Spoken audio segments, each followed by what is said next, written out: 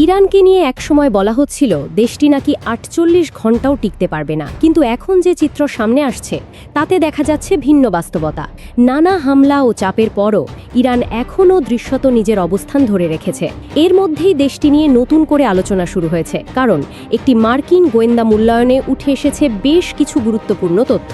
সেই মূল্যায়ন অনুযায়ী হরমুজ প্রণালীর আশপাশে থাকা ইরানের ৩৩টি কৌশলগত ক্ষেপণাস্ত্র ঘাঁটির মধ্যে ৩০টি এখনও কার্যকর রয়েছে। শুধু তাই নয়, যুদ্ধ শুরুর আগে ইরানের যে ক্ষেপণাস্ত্র মজুদ ছিল এবং যে মোবাইল লঞ্চার ব্যবস্থা ছিল তার প্রায় ৭০% এখনও তাদের নিয়ন্ত্রণে আছে বলেও প্রতিবেদনে উল্লেখ করা হয়েছে।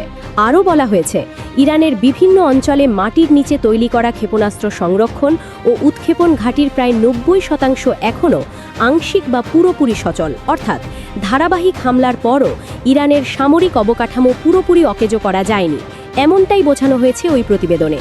অন্যদিকে এই মূল্যায়ন মানতে রাজি নয় হোয়াইট হাউস।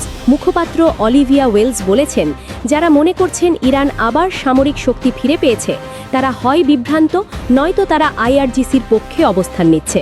তবে ইরানের দিক থেকে ভিন্ন বার্তা এসেছে।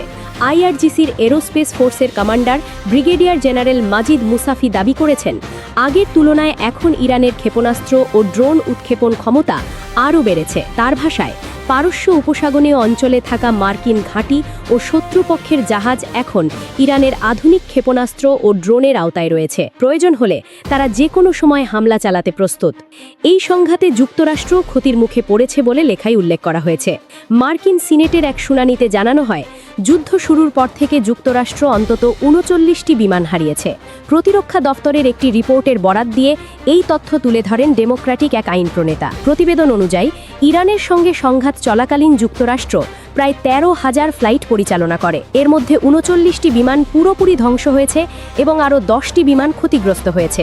ক্ষতিগ্রস্ত বিমানের তালিকায় অত্যাধুনিক F-35A লাইটনিং 2 যুদ্ধবিমান এবং একটি সেন্ট্রি ধরনের নজরদারি বিমানও রয়েছে বলে উল্লেখ করা হয়েছে।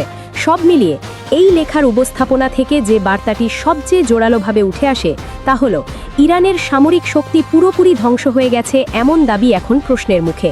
বরং এখানে দেখানো হয়েছে, যুদ্ধের পর ইরান এখনও সক্ষম, সংগঠিত এবং কৌশলগতভাবে সক্রিয়, আর সেটাই নতুন করে উদ্বেগ বাড়াচ্ছে।